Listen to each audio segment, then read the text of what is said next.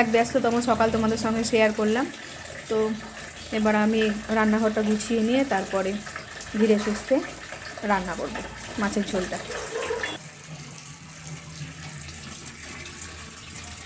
ফুলকপি আলুগুলোকে এভাবে কেটে নিয়েছি, মাছটাকে নুন হলুদ মাখিয়েছি, আর এখানে সমস্ত রকম মশলা করে নিয়েছি। তেলটা গরম হয়ে গেছে, এই গরম তেলে আমি মাছ ভাজাগুলো ছেড়ে নেবো, মাছগুলো ভেজে নেবো। একদিক খুব ভালো করে ভাজা হয়ে গেছে, এবার আমি এটা উল্টে নেবো।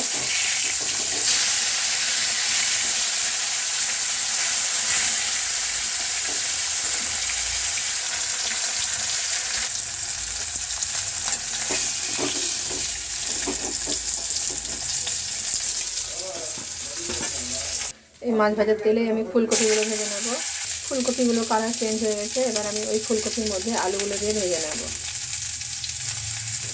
ফুলকপি আর আলু ভাজা হয়ে গেছে, এবার আমি এটা নামিয়ে নেব।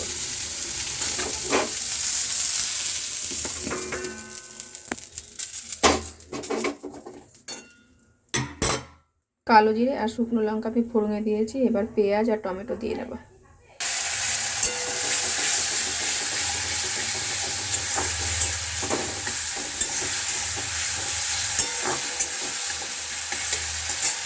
এই মশলাগুলো যেগুলো আমি জল দিয়ে গুঁড়ো রেখেছি সেগুলো এটার মধ্যে দিয়ে দেবো,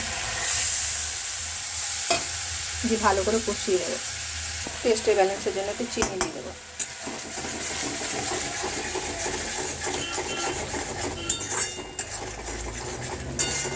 এবার ফুলকপি আর আলুগুলো দিয়ে ভালোভাবে কষিয়ে নেব।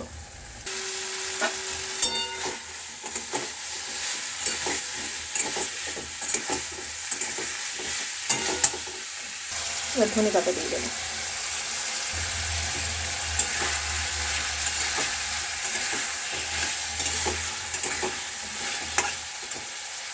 ফুলকপি আলুটা কষানো হয়ে গেছে, আর এদিকে আমি জলটা গরমে বসিয়ে দিয়েছি, এই জলটা দিয়ে দেবো। এবার মাছগুলো দিয়ে দেবো।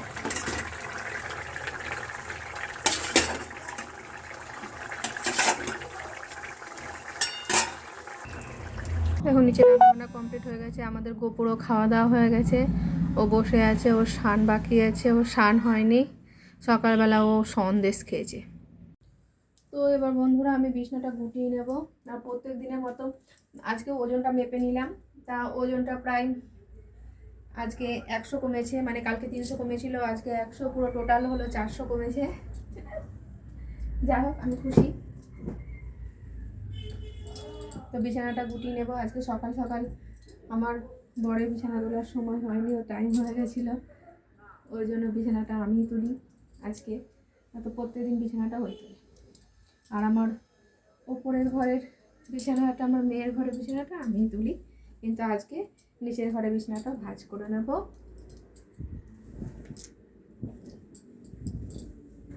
রোদ, হ্যাঁ বন্ধুরা, আজকে বাইরে প্রচণ্ড রোদ, বাইরের দিকে তাকানো যাচ্ছে না।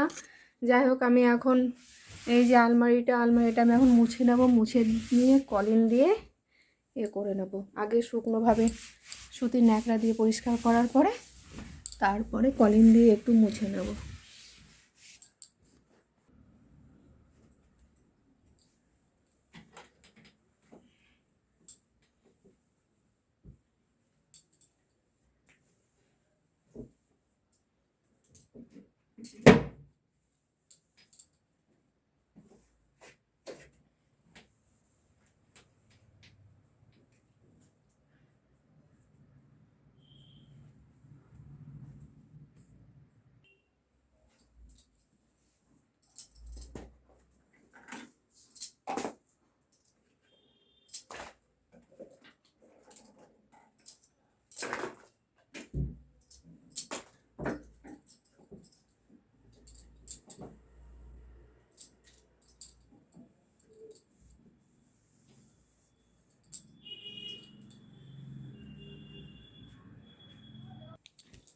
দেখো এটা মুছতে মুছতে, ড্রেসিং টেবিলটা মুছতে মুছতে একটা অমূল্য সম্পদ খুঁজে পেয়েছি, দুটো পেয়েছি।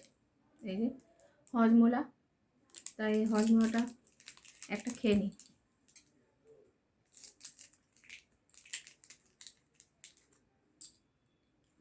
তবে 1 থেকে 2 সপ্তাহ আগে আমার বড় একটা বিয়ে বাড়ি গেছিলো, বিয়ে বাড়িতে দুটো হজমোলা দিয়েছিলো, সেই হজমোলা দুটো আমাকে দিয়েছিলো, রেখে দিয়েছিলাম।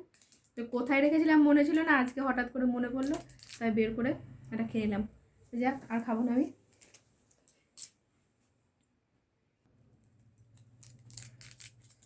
এই হজমোলাগুলো এই জোয়ান শেষ হয়ে গেছিলো, সেই শিশিটার মধ্যে হজমোলাটা ভরে রেখে দিলাম, নাহলে গলে যাবে।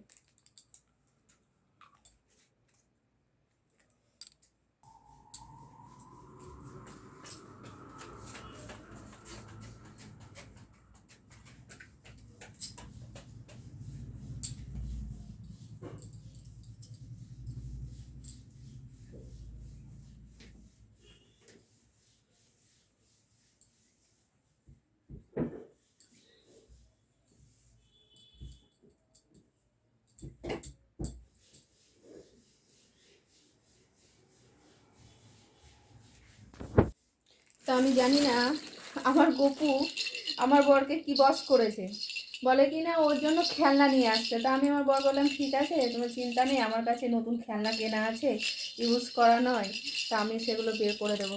তা অনেক দিন আগে যখন আমার মেয়ে ছোটো ছিল এগুলো ধরেই নি, বা কোনো পুজোর সময় কিনেছিলাম, আমার সঠিক মনেও পড়ছে না। তা এগুলো এরমভাবে প্যাকেট করে রাখা ছিল, সেই খেলনাগুলো এখন আমার মনে পড়লো, তাই আমি বের করলাম। বলে ও যখন দুপুরবেলা বোস করিয়ে রাখবে সকালবেলা, তখন ওর কাছে খেলনা দিয়ে রাখবে, গপু খেলবে। তাই আমি এখন এই খেলনাগুলো পরে গেল, আমি এই খেলনাগুলো এখন এখানে সাজিয়ে রাখলাম।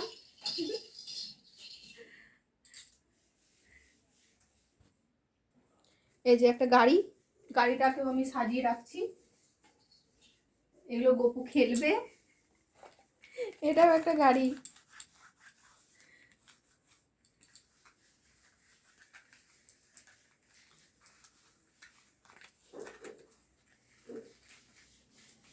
এই গপু এতটা ভালোবাসা কেড়ে নিয়েছে।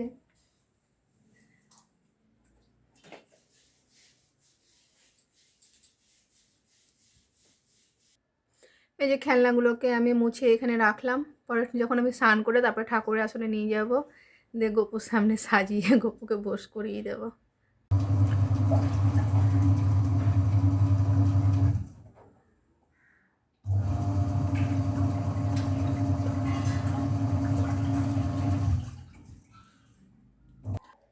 মাছগুলো কি সুন্দর আপন মনে খেলে যাচ্ছে, ওটাই আমি মুগ্ধ হয়ে দেখছিলাম। দেখো কি সুন্দর লাগছে মাছগুলোকে।